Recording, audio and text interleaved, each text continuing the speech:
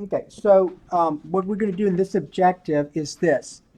So remember first of all what this means.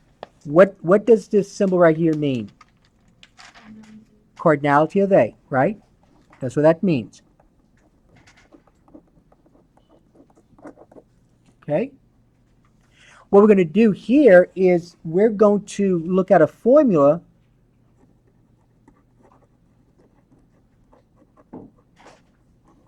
for this. So remember that in front means to find the cardinality, the number of elements that are in there.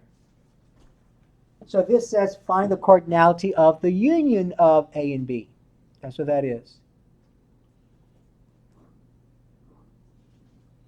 All right. So we're gonna go through a process, and we're gonna actually see what the formula is. So we're gonna do this using an example. Okay. So here's my example. Suppose that A is this: 2, 3, 4, and 5. And suppose that B is this: 8 and 10. So write that down. We're going to start with a simple example. So if I want to find, and I want you to think about this, if I want to find this, finding the cardinality of the union for this is easy because the way I have the sets set up. What do you think is the answer to the cardinality of A union B? What do y'all think? Yeah. 6. 6. Because remember, first of all, you have to find the union, right? And the union would be all the elements in A and also all the elements in B. So how many elements are there altogether? How many? 6. So therefore, the cardinality of the union is what? 6. Okay? So remember, A union B is this. It'll be all the elements in both of those. So it'll be 2, 3, 4, 5, 8, and 10. So the cardinality of that union then is 6. Okay, that was an easy example. Okay? Now let's look at this example. So that was example 1. Let's call this example 2. Let's suppose this time that A is this: 1, 2, 5, and 8. And B is this: 3, 5, 7, and 9.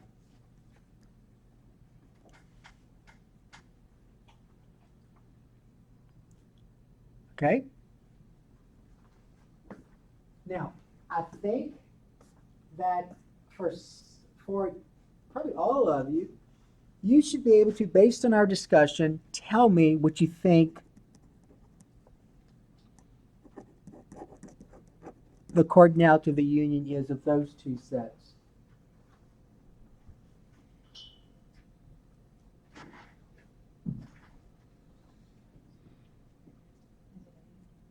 Okay, so someone says 8. Anybody else? And she said 8 because this is what she did. Okay, so. All right. So what some students seem to think is this. What some students seem to think is this. I'm going to ask you this question. Is the cardinality of the union of those two sets the same thing as, so is the cardinality of this union the same thing as saying the cardinality of A plus the cardinality of B, which is what you did first, but then you realize something important, which I'm glad you saw that. Is that a true statement? Based on that example, is that a true statement? No. It was true for the first one we did. So I saw that, and then I want you to think why though. It was true for the first one because what's the cardinality of A? 4. What's the cardinality of B in that first example? 2. And when I added them up, I got what? 6, which was our answer. But why did it work with the second? So they had, and be a little bit more specific, they had something in what? Common. See, the first example, did it have an intersection? They have an intersection? The first example. No, the intersection was the empty set. Whereas in the second example, there's an intersection. How many elements are in that intersection? One. So when she said 8 and all of a sudden she said 7, she took away what? That one that it had in common. Notice I said take away, right? What operation you think of when you think of take away? Subtraction. So let's go back to that question. Is it correct to say that the union, the cardinality of the union is the cardinality of each set? No. Okay? No. You got to remember that if there's an intersection, you got to remove that intersection. So the formula for in the number of A union B, the cardinality of A union B is this. It's the cardinality of A plus the cardinality of B, subtract how many elements are in the intersection. So remember when she did this, she looked at A, there were 4. She looked at B, there were 4 elements, added them up and got 8. And then realized, oh no, it can't be right. Because how many elements are in the intersection? 1, so you have to subtract the intersection, the number of elements in the intersection. So in our example, right here, example 2, what's the cardinality of A? 4. What's the cardinality of B? 4. Minus, what's the cardinality of the intersection? 1. So what do you get as the cardinality of the union? 7.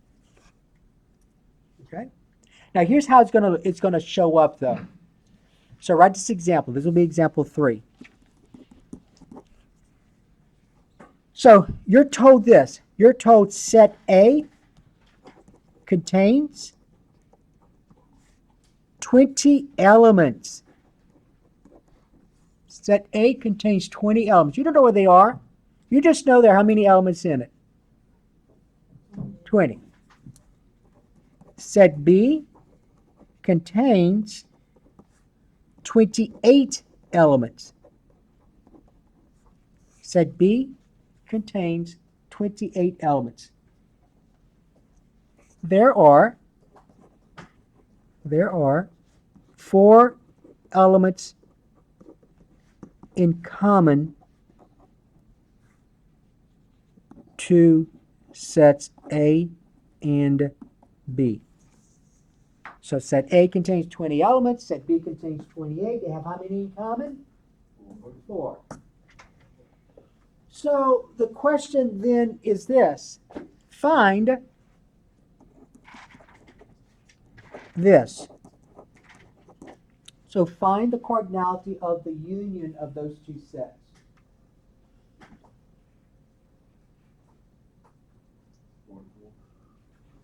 All right, so you said in your mind you're saying it's a cardinality of A, right?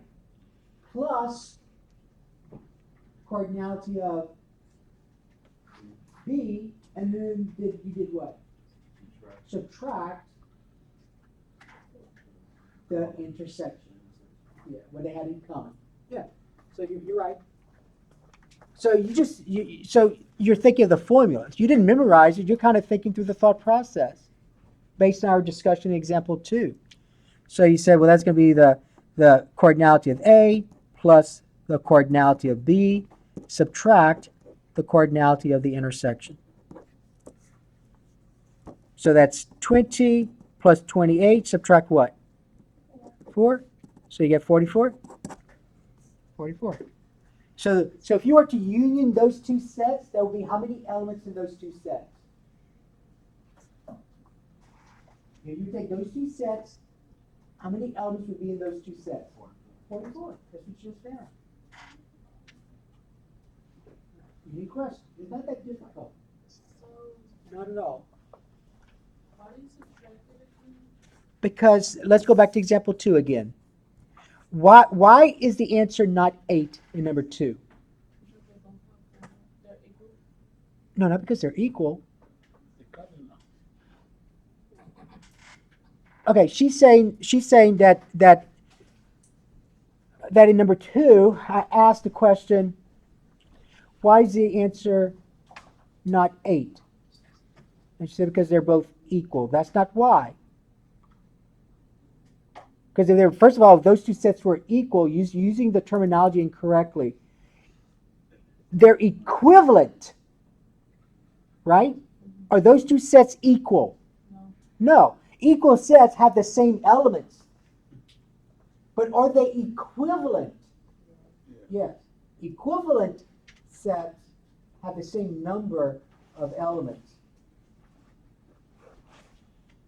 But some of you are kind of missing the point of that discussion. The reason it's not 8 is because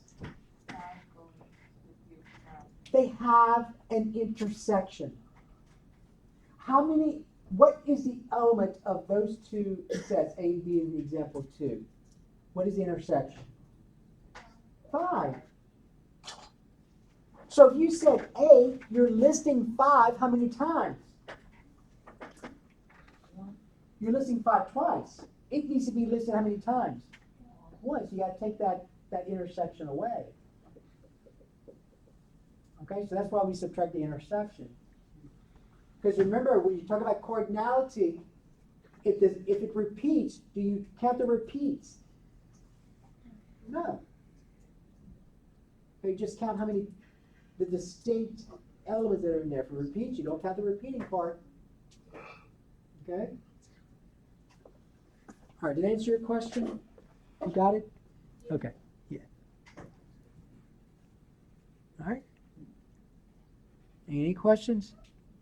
All right, make sure you ask so that way you don't get any misconceptions, guys.